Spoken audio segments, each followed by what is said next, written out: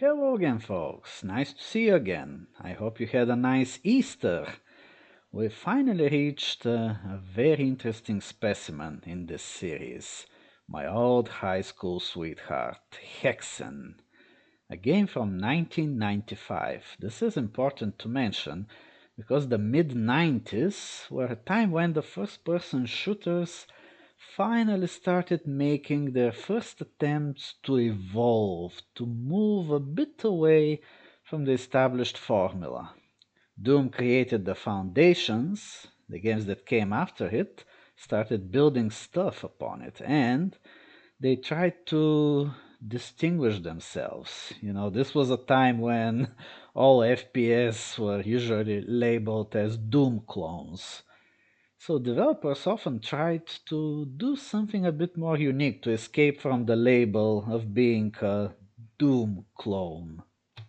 There were some cases of really radical changes in direction, like, for example, Descent, which is a first person shooter, but imagine fighting in a zero gravity environment with full 360 degrees of free movement.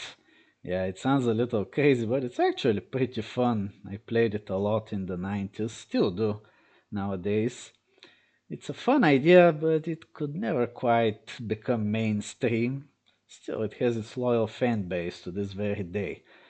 Others stayed closer to the traditional formula while introducing various unique touches of their own. An example would be Dark Forces, which may seem like Doom on the surface, but has a number of new additions like actual story driven structure, an inventory system, puzzles, and so forth. And then there is Hexen, Heretic's sequel, which also introduced some elements which may remind us of role playing games in a way. We have three different playable classes, each with different weapons and slightly different stats, which means that you have to adopt a different gameplay style for each of them. Like, for example, the fighter usually works best when you're fast and aggressive, whereas the mage has to be careful, fight from a distance, generally avoid getting into trouble. Also, the game has a hub system where you don't just progress from one level to another, but move between maps, accomplishing different tasks so that you can solve a puzzle. Yeah, the gameplay had a strong focus on puzzle solving and exploration. Though of course, the puzzles were pretty simple considering this is still the Doom engine. However, a Doom engine enhanced with a number of really cool new additions. Some of the improvements to the engine include, like the aforementioned hub system, scripting, which opened a lot of new possibilities, various new actions and effects, environmental special effects such as fog, earthquakes, debris falling from the ceiling, such stuff, traps, including projectiles shooting from the wall, some of them poisoned. They hit you and you take a little bit of damage over time for a few seconds after you were hit. What else? Oh, yes, of course. Poly objects, a new engine trick that allowed for the creation of like sectors or walls that seem to move and rotate in a more advanced way than what was thought possible for the Doom engine previously. Then there are some additional small touches like inventory items that have different effects depending on who is using them in terms of which class. Also, weapons that come in different pieces and have to be assembled. That's, of course, each class's fourth and final weapon, which is split in three pieces, and you have to get them all before you can actually wield the weapon. A few words about the story. Well, in Heretic, we defeated the first Serpent Rider, Disperl. In Hexen, the next Serpent Rider, Korax, the middle brother, descends upon the world of Kronos. Kronos is a mostly human world, and society there is very strictly controlled and regulated by three institutions: the Legion, the Church, and the Arcanum. The Legion is, of course, the army, which enforces the law and quells any uprisings.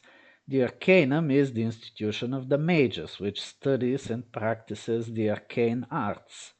And the church is obviously a religious institution which serves as a balancing factor between the other two while also pursuing its own specific agendas.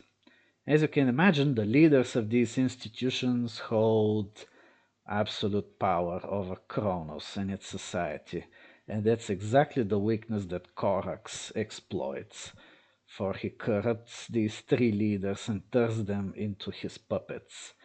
These leaders are Zedek, Marshal of the Legion, Traductus, Grand Patriarch of the Church, and Menelkir, Archmage of the Arcanum. With these three leaders under his control, Korax quickly established his dominion over Kronos, and the world fell to his dark influence.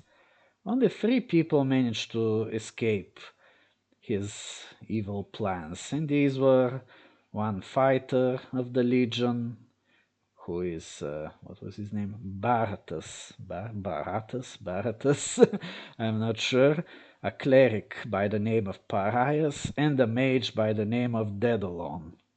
These three are the last hope for the world of Kronos. They will either find a way to reach Corax's lair and defeat him, or die trying.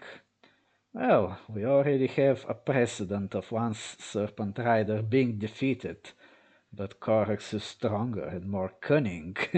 Perhaps this is why he devised all these puzzles to stop the adventurers. Anyway, the secret level of the first hub is a bit more complicated to find, but I'll show you how to get there. The ones in the next hubs are slightly easier to get. The levels themselves aren't very difficult. Oh, and one last thing before we start. Unlike previous games, we won't be pistol starting, this time due to the more unusual structure of Hexen, the hub gameplay. The maps are not exactly designed for pistol starting, they are fully geared towards continuous gameplay. Theoretically, you could pistol start the hubs, though you still need to know what you're doing, because weapons usually appear only once per hub. You need to know exactly where to get your second, perhaps even third weapon. So overall, the game is best played continuously.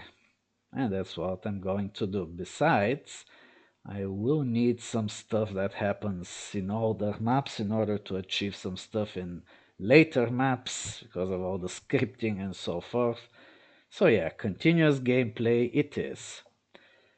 Now then, I guess it's time to enter this dark and mysterious world. Alright then, let's get into it.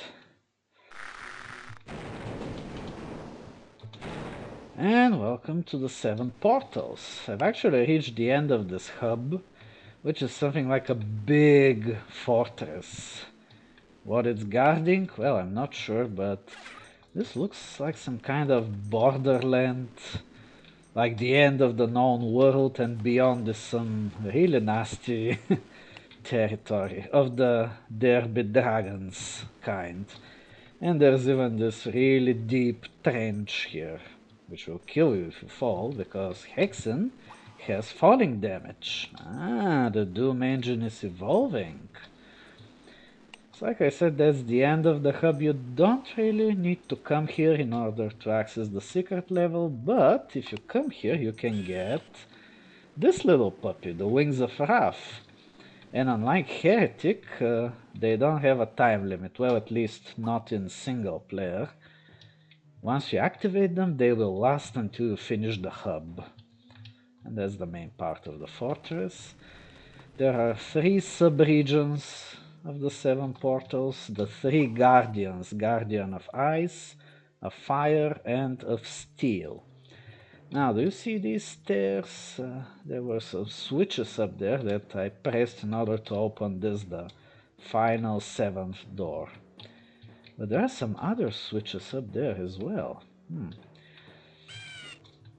If you've played this hub, you may remember there are two locked doors in the Guardian of Ice with no apparent means of opening them. Well, these switches open them. A door opened on the Guardian of Ice. When you see a golden message like this, it often means that something happened on another map. Which is of course possible thanks to the scripting, which is another major improvement made to the Doom engine in this game.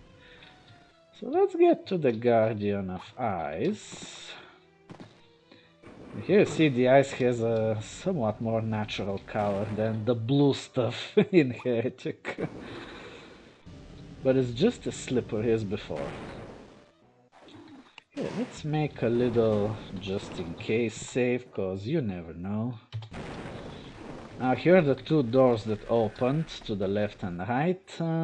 This one leads to a previously inaccessible area of the Guardian of Fire, and this one to a previously inaccessible area in the Guardian of Steel. I don't think it matters where you go first, but I generally go here first. Watch out for some Afrits. These guys are the successors of Heretic's gargoyles. And they're not very friendly, as you can see. But the axe can eliminate them in one hit. If it's powered up with blue mana, of course. You may notice my axe has a blue glow around it, which means I have blue mana, and the axe now does more damage. If you run out of mana, you can still use the axe, but it will do reduced damage and it will not have this blue glow around it. Jump here. Ooh, I sense something waking up, but I'm not going to wait for it to come after me. And here we are in the Guardian of Fire, a previously inaccessible area. Some more of these guys. There's no way back.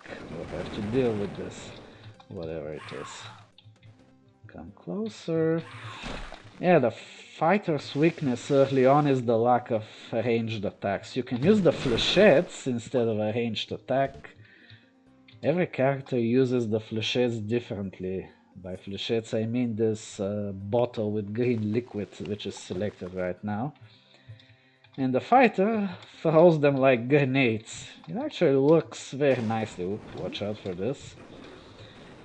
The cleric has the best use. He uses them as gas bombs, and the gas is quite damaging.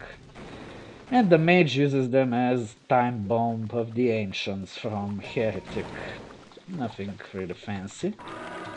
One half of some puzzle has been solved. Yeah, these are the infamous Hexen messages. In the third hub, it's a puzzle of 9 pieces, so you... Ooh, I'm not going to wait for these guys, I'm leaving. And when you press a switch, it says 1/9 of the puzzle has been solved. Okay, so we solved half of something. Half of what? Well, this is the only part of the hub which is not accessible yet, this strange enclosure here. So I guess the other half of this puzzle is in the Guardian of Steel. Oh yeah, another peculiarity of Hexen is that new enemies will occasionally teleport in a map. I think this was done to prevent a ghost town effect or something, which is often observed in Hexen 2, Quake 2. Though not everybody appreciates this mechanic, and in the expansion it's very aggressive.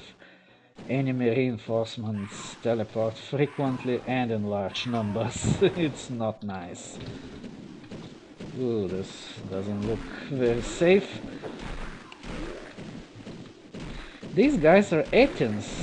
They're actually former soldiers of the Legion who were transformed into monsters by Corax's magic. How sad. Okay, press the switch. Take care of these centaurs. Ooh, he jabbed his sword and shield flew away. Here comes the tough part. When you go over into the Guardian of Steel, you'll find yourself in the middle of a very nasty Wendigo ambush. So there is a chance I might get killed. Hopefully I won't. Ow. Okay, keep moving. The ice makes movement difficult. Use the flechettes. Is a ranged attack. Like this. Don't forget to heal. Wow, I actually survived this. Wait, one more guy. Come on. Okay. Ooh, another one. You. That's the central part of the Guardian of Steel. As you can see, it's a pretty symmetrical map. Okay, so let's go down here and go to the yeah, we're aiming for this room here. Oops, I woke something up. It's okay. One hit of the axe takes care of them. Well, you know the Doom engine has crushing ceilings, but here we're going to see the most horrendous collection of crushing floors and ceilings ever seen in a Doom engine game. Oh god! Wait. No, I want to load this. Yeah! Welcome to hell. A hell made of steel. Okay, let's be more careful this time. We're looking for a switch. Ah! No, not this one. Damn it. Okay. Free advice. Be very careful with the fast-moving ones. They are the most dangerous ones. Because you barely have time to react. Yeah, these are the ones I'm talking about. This is a slow one. Here's the switch. Press it. Ah. I really wish I had a slightly more ranged attack, but it's okay. That's what it means to be a warrior. I'm getting out of here as soon as possible. Even though there are some items to collect, but I'm not really in the mood to get crushed. No thanks. For the time being, I still have flechettes to use as a ranged attack, so take care of these centaurs. Just try not to get damaged by the explosions of your own flechettes. That's not a nice thing. So now all you have to do is jump up here where the torch is. And you get a message about stones grinding on the 7 portals. I wonder what that means. Oops, wrong way. Oh, there it is. There's a way to open this as well, but we don't really need it right now. And now when we return here, we finally see this opening. Notice how the walls rotate. That's the poly-object feature I mentioned earlier. One of the new additions to the engine. Seemed pretty fancy at the time. I mean, nobody imagined the Doom engine could do such stuff. But it's really just some really convoluted trickery. Yeah, if you've done map editing for Hexen, you might know how it works. Basically, these walls are something like a projection which rotates. I can't really explain it good, so I won't try. Okay, we finally got into the enclosure, and so what? There's nothing here except this inconspicuous water canal. Jump up here, and here we are in the secret level of Hub 1, Bright Crucible. Now, in a curious coincidence, the final level of the game is called Dark Crucible. There must be some kind of symbolism here. Here we can collect some discs of repulsion. They're used to cause enemies and projectiles to be pushed back. Let me demonstrate real quick. Did you see that? Anyway, let's keep the flasks ready, just in case. There are a lot of enemies down there, although for a fighter it shouldn't be that much of a problem. Besides, we have a little surprise in our pocket. The wings of Wrath, which will allow us to fly quickly and efficiently around the map, hopefully dodging most of these projectiles. Some flechette bombardment. Yeah, my accuracy sucks. Ow! Okay, they're not very happy to see me. Okay, we'll do it the old school way with the axe. My accuracy isn't very good today. It happens. So these are Chaos Serpents. We've already seen the green version in Heretic. The Sparrow rolled one of those. Here there's a brown variety as well, which belches toxic gas, although I think it has the same stats as the green version, so nothing really special, just a different look for the same thing. Ow! Hey, that's not very nice. Okay, I have enough mana so I can hack away without worrying. Oh, okay, accidentally pressed enter, but that's okay. Here you can, while flying, you can inadvertently expose some flaws in the map construction. In some case you can see some glitching in the sky, but did you see it? In the left part of the screen. Anyway, it's not a big problem. Ooh, another serpent. Let's replenish the flechettes. Here we will meet... wait, let's take care of these green guys. They spit fire just like the one in Heretic. Here we see the helmet. The manual claims that it gives the same amount of armor to all characters, but it's not true. The fighter gets 3 points, the mage 2, and the cleric just 1. And I've always wondered, why is the cleric so bad with helmets? I mean, he's depicted as wearing a helmet. Yeah, look at this. He has a helmet! What the hell? Yeah, that's the guy we're playing as. Ooh, so beefy. And as the mage, he kinda looks like the Sparrow with this red robe. Here we see Stalkers.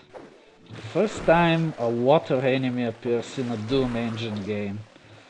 And the only other shooter from this era with such a monster that I've seen is Dark Forces, with the Dianogus, which appear in a very similar way from the water, or slime in most cases. If you've played Dark Forces, you may remember the very infamous sewer level in there. Oh, that sewer level. Anyway, let's get up here. Oh, that was a really nasty greeting. I missed. Oh, what the hell? Okay. Protective amulet, but it's of very little use to the big and beefy fighter. But it's very useful for the mage, of course. Centaurs, huh? I'm not scared of centaurs. The axe does a very good job with them. And they can't reflect it back, so you're safe. Unlike many other weapons which can be reflected back by the shield. Hey!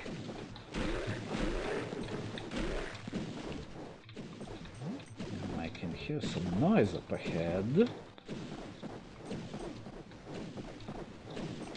Ooh. Environmental traps. The Doom engine is advancing so much, and there's some kind of a red gem in there.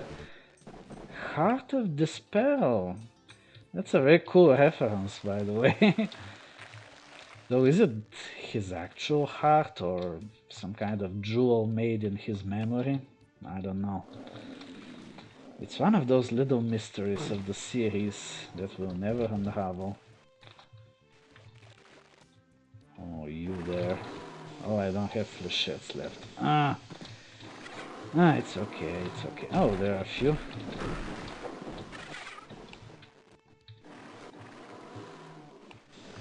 Let's use them here first.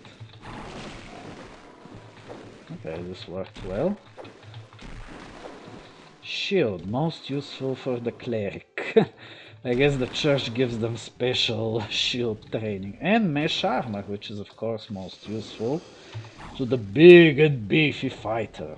There's some 18s ahead so we can fist them to death. Oh, this wasn't supposed to sound so Freudian. Okay, some workout. Yeah, these gauntlets are probably the best starting weapon. I mean, they don't have the range and penetration of the sapphire wand, but they really turn enemies into minced meat, and I love it. As I've said before, Hexen has the best melee combat of all Doom Engine games. It just feels so visceral and nice, especially when playing keyboard only. It's almost like you're really punching someone. 2, 3, good. 1, 2, 3. 1, 2, 3. 1, 2, 3. You can get into a nice rhythm. Oh, that wasn't very nice of you. Survival shall not be tolerated. Okay, another fiery finger. We need to put the gem on this pedestal up there. In some source ports you can just push the pedestal, but in vanilla I think you actually have to select it and press enter. Like this, yeah. At first I misclicked, that's why it says you cannot use this here, but now I put it in the right place. So with the Heart of Despair placed here, the trap is deactivated and we have opened the way to something like a shrine of some sort, where we'll be rewarded with some nice items.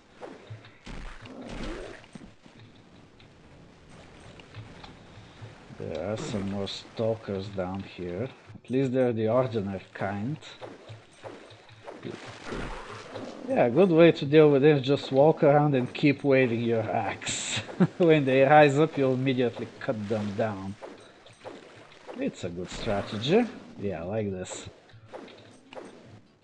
Come on, guys. Is that all? Okay, so going back to the start, a new area should be opened. Which will take us... yeah, this place that kind of looks like a temple. Throw some grenades. Oh, careful. No biting. This video is already Freudian enough, please, please. And in the center of this is an icon of the Defender, which is the invulnerability power-up of Hexen. And I think once you've been in this little pool here, the exit should be opened. Hexen 2 also has an object which is used differently by every character. That's the glyph of the ancients. One character throws it like a grenade, another uses it as a trip mine. It's really fun. One, of course, uses it as a time bomb of the ancient, and another uses it as some kind of proximity mine. And in the expansion, the Demoness uses it as a gas bomb, though it's not nearly as destructive as the gas bombs the cleric has in this game. Okay. It's important to reach this exit and cross the lines here. That's one of the conditions for opening one of the later secret levels. I think it's one of these two lines here. And we are done, actually. Here's one final look at the bright crucible. Yeah, there may be some kind of symbolism. You know, the bright crucible holds the heart of this peril, and the dark crucible is the lair of Korax, his older brother. I don't know. So yeah, that was the first secret level of Hexen. Hope you enjoyed it. Really, the special thing about it is this mysterious reference to Heretic. I kinda wish the next games in the series had more references like this, but oh well. Anyway, wee splat. Well, folks, see you next time when we'll be going to a pretty small level, but yeah, that's okay. From time to time, we should get an easy one as well. Well, see you then.